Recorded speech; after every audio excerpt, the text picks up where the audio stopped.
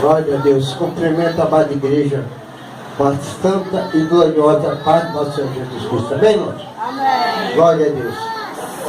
Peço à amada igreja que abra suas Bíblias no livro de Mateus, capítulo 26. Glória a Deus. Vamos à palavra de Deus. Mateus 26, versículo 17.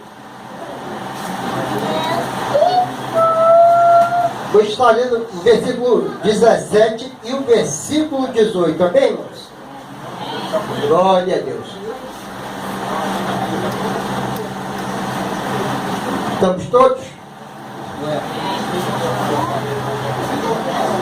O título é A Última Páscoa e a Santa Ceia. Versículo 17 diz o seguinte: E no primeiro dia da festa dos pães Asmo,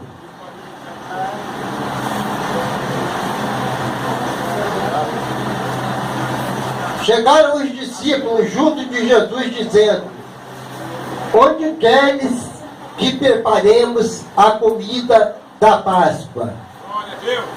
E ele disse: Ide à cidade, um certo homem, e dizei: O mestre diz: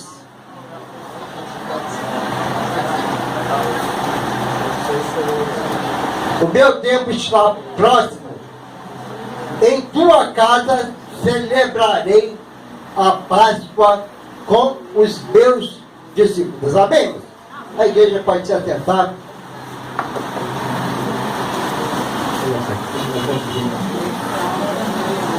Glória a Deus.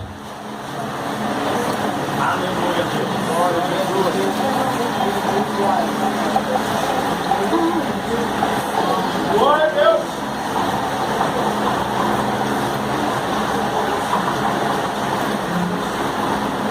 Amém, irmãos. Glória a Deus. Nós sabemos que hoje é um dia de Santa Ceia. É um dia que para o cristão é uma festa, é um banquete espiritual. No texto lido em Mateus 26, versículo 17, versículo 18, nós podemos notar que Jesus, ele procura um lugar para celebrar a Santa Ceia com os seus discípulos. Começamos a entender, segundo o texto, que Jesus ali, ele queria um momento especial, um momento de intimidade com aquelas pessoas que ele considerava família. Família. Isso não vem de agora. Nós começamos a ver a origem da Santa Ceia. Quando o próprio Senhor Deus, ele chega para Moisés e dá a ordenança da Páscoa, que seria a comemoração da libertação do povo, a saída do povo da escravidão, a saída do povo do Egito. Mas Deus não fez a retirada do povo dele de qualquer jeito, não. Teve toda uma preparação. Quando nós, assim como Jesus, lá em Mateus 26, ele escolhe um lugar para se reunir com aquele povo, aqueles discípulos, os quais andavam com ele, os quais ele considerava família. Assim era Deus no passado com o povo de Israel. Aquele era o povo escolhido. Era um povo, Deus tinha separado de todas as nações, entre todas as nações da terra. Um povo que ele ia cuidar, um povo que ele amava. Por isso precisava ser um povo preparado, o povo precisava ser um povo preparado, e o povo se preparava segundo as ordenanças de Deus. Vejamos bem no livro de Êxodo, capítulo 12, no versículo 11, o Senhor dá 11 e 12. O Senhor faz as ordenanças dele a Moisés, que assim passaria o povo. Assim, pois comereis os vossos lombos cingidos e vossos sapatos nos pés, e o vosso cajado na mão, e comereis apressadamente. Esta é a Páscoa do Senhor. Irmãos, a Páscoa é um evento que deu origem à Santa Ceia. E esse texto de Êxodo, ele vem refletir bem a instituição da primeira Páscoa, a instituição da Páscoa que depois seria para o povo de Israel como estatuto perpétuo. O que é um estatuto? Estatuto é lei que tem que ser cumprida. Estatuto é mandamento que tem que ser cumprido. E aí vem as ordenanças de Deus. Começamos a querer entender como Deus queria que o povo estivesse preparado para comer aquela primeira Páscoa. E por que ele falava assim? Ele disse: assim pois comereis os vossos lombos cingidos e os sapatos nos pés. Irmãos, da saída do povo do Egito, o povo tinha que estar completamente preparado, porque seria uma coisa rápida, seria de repente, aquele povo ganharia a liberdade de um momento para o outro. Eles teriam que estar preparados. Assim também como vai ser a segunda vinda de Jesus Cristo. Assim também como Deus ordenou o povo dele, o povo de Israel do passado, que eles estivessem preparados para comer a Páscoa. Assim, a partir de Jesus Cristo, o povo de Deus, os cristãos, devem se preparar, devem estar preparados para participar desse momento sublime. Porque as ordenanças de Deus, daquela época em que ele instituiu a primeira Páscoa para o povo de Israel, já tipificava Jesus Cristo 1470 anos depois. Já tipificava o sacrifício que Jesus ia fazer na cruz do Calvário. E o povo tinha que estar preparado. Deus ordenava ali a Moisés que passasse ao povo.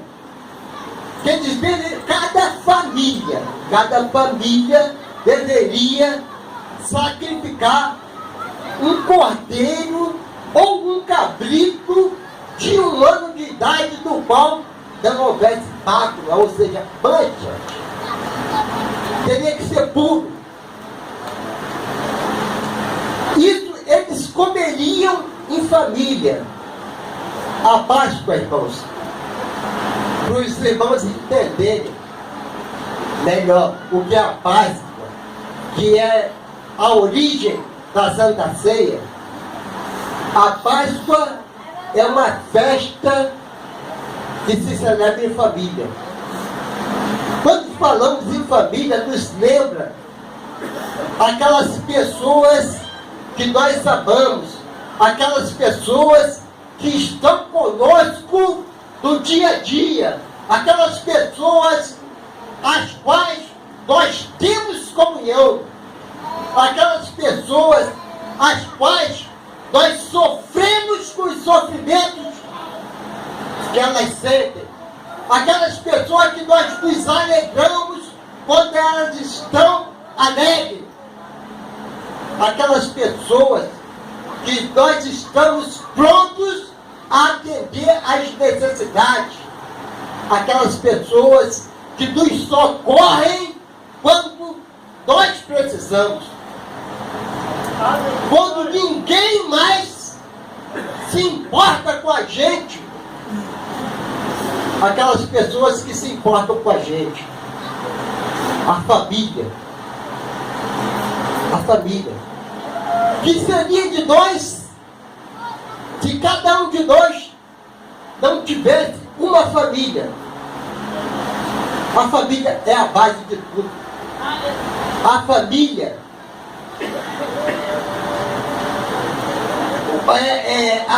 é instituída pelo próprio Deus. A primeira instituição de Deus foi o casamento. Após o casamento, é a família. É uma coisa sagrada. Então nós vemos que ali Deus, ele preparava o povo de Israel para sair de repente do Egito.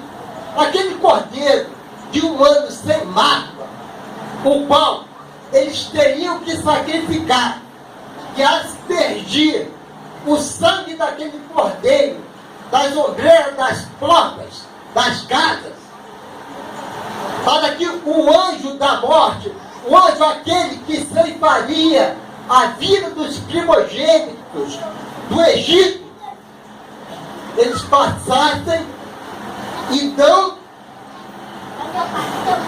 ofendesse os primogênitos de Israel.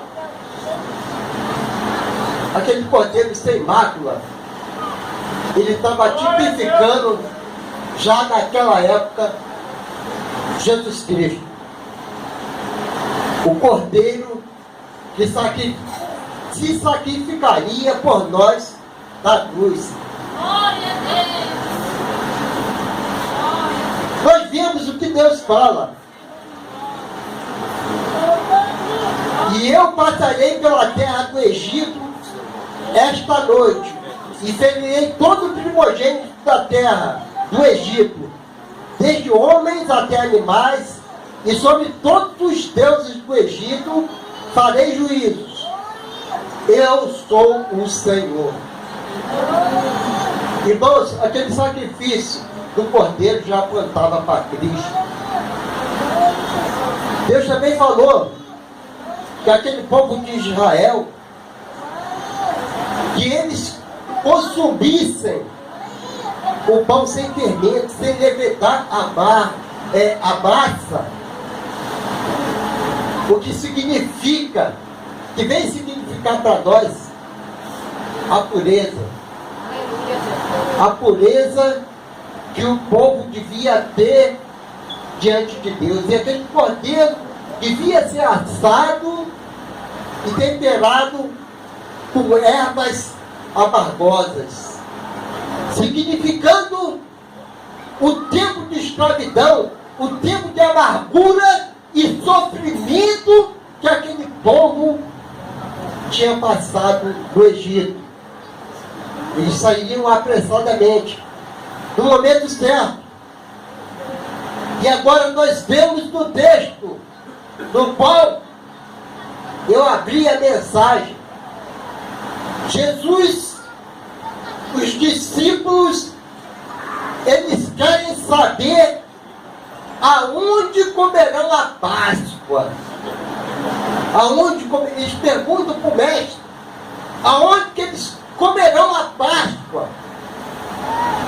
E o mestre diz, vai à cidade, procura um determinado homem, chega a ele e diz que se prepare tudo, porque eu e meus discípulos, nós vamos comer a Páscoa na casa desse homem. Começamos a entender o significado da preparação da Páscoa. Na verdade, Jesus sabia que a hora dele estava chegando.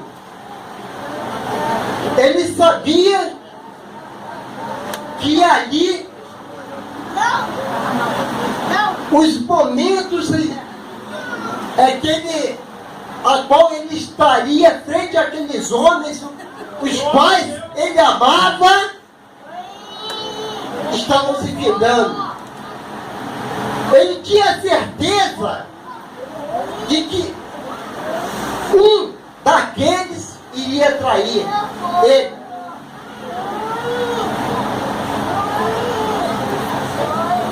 A Bíblia diz que Jesus saiu da mesa com os discípulos. Irmãos, nós temos que entender nesse texto a transição da Páscoa para a Santa Ceia. Nós temos que começar a entender que ali a aliança ia ser renovada. Era um renovo de aliança. E ele sabia que tudo que iria acontecer não poderia ser mudado. Alguém teria que trair ele. Ele sabia que aquele que ia trair ele estaria sentado à mesa, comendo junto com ele. Irmãos,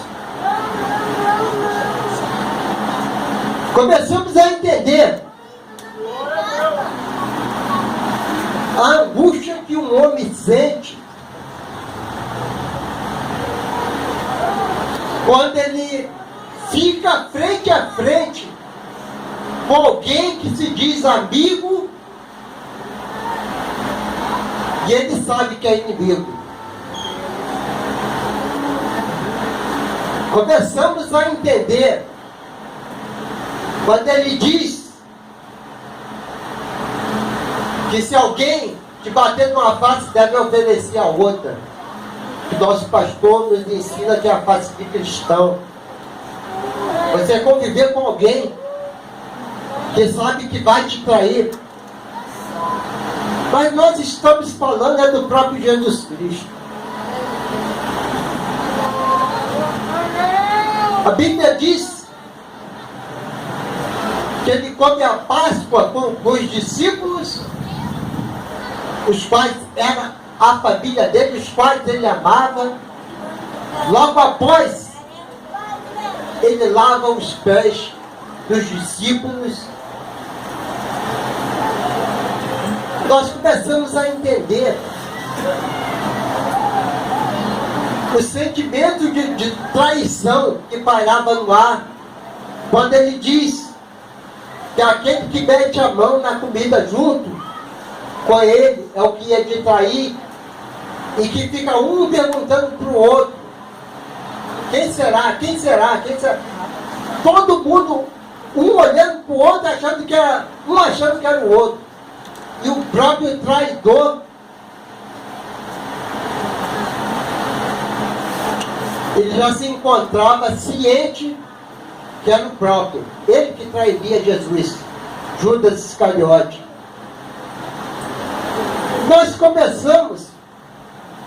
Eu comecei a meditar nessa traição, dessa passagem da última Páscoa de Jesus e a instituição da primeira ceia, da primeira Santa Ceia.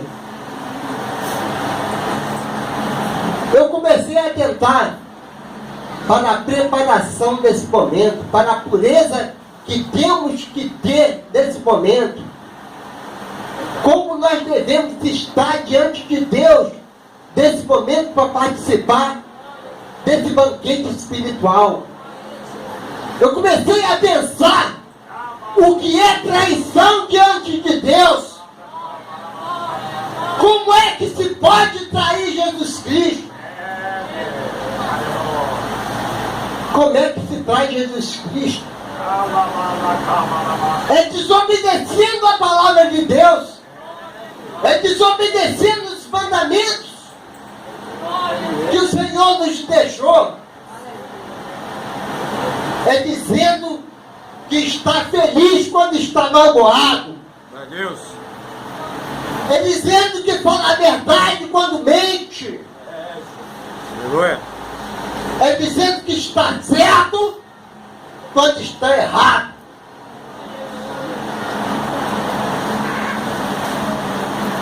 Meu Deus. É dizendo que se ama quando se odeia. Irmãos, vocês podem estar pensando, mas aqui todo mundo é cristão. Ninguém se enquadra em nenhuma situação dessa. A Bíblia, daqui a pouco, a palavra de Deus vai dizer pelos lábios daquele que vai ministrar a Santa Ceia o seguinte versículo: examine-se o homem a si mesmo. Irmãos, examine-se o homem a si mesmo. Cada um de nós estamos nos examinando. Mas muita gente quer examinar a vida do próximo. Muita gente quer examinar a vida do irmão, examinar a conduta da irmã. Não é? Muita gente está preocupada em examinar a conduta dos outros. Hoje é dia de Santa Ceia. Hoje é dia de Santa Ceia. Hoje é um dia de pedirmos perdão a Deus, a entender que Jesus Cristo fez o maior sacrifício por cada um de nós. É um dia que devemos nos lembrar que Ele não tinha culpa de nada.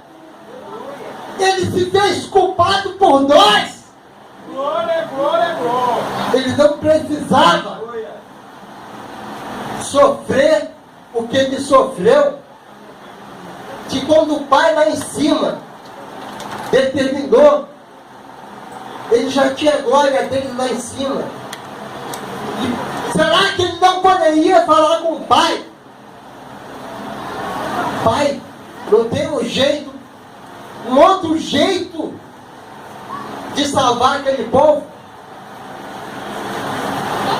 Ou será que ele não poderia dizer: Pai, elimina aquele povo todo e faz que ia outro para mim? Será que ele não poderia fazer isso? Não sei. O fato é que ele não fez isso.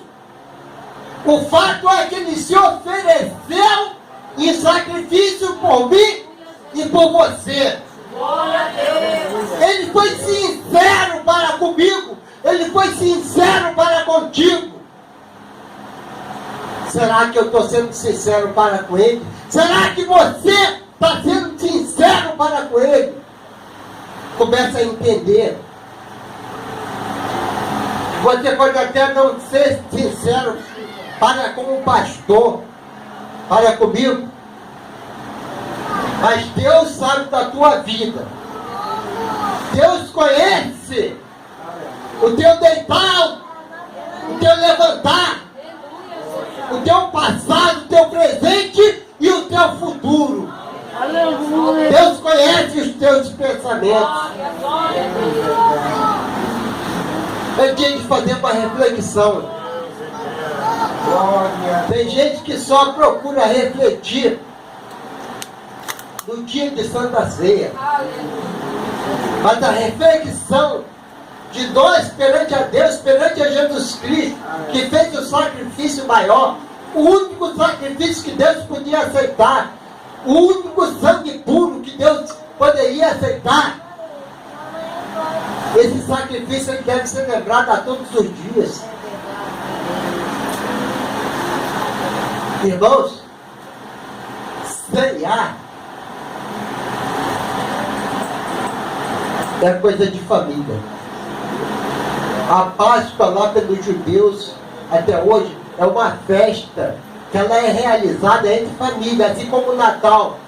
O católico se reúne, faz aquela ceia da família, chama assim é a Páscoa para o judeu. A Santa Ceia do Senhor também é um momento peculiar em que nós participamos do corpo e do sangue de Cristo em família. Família.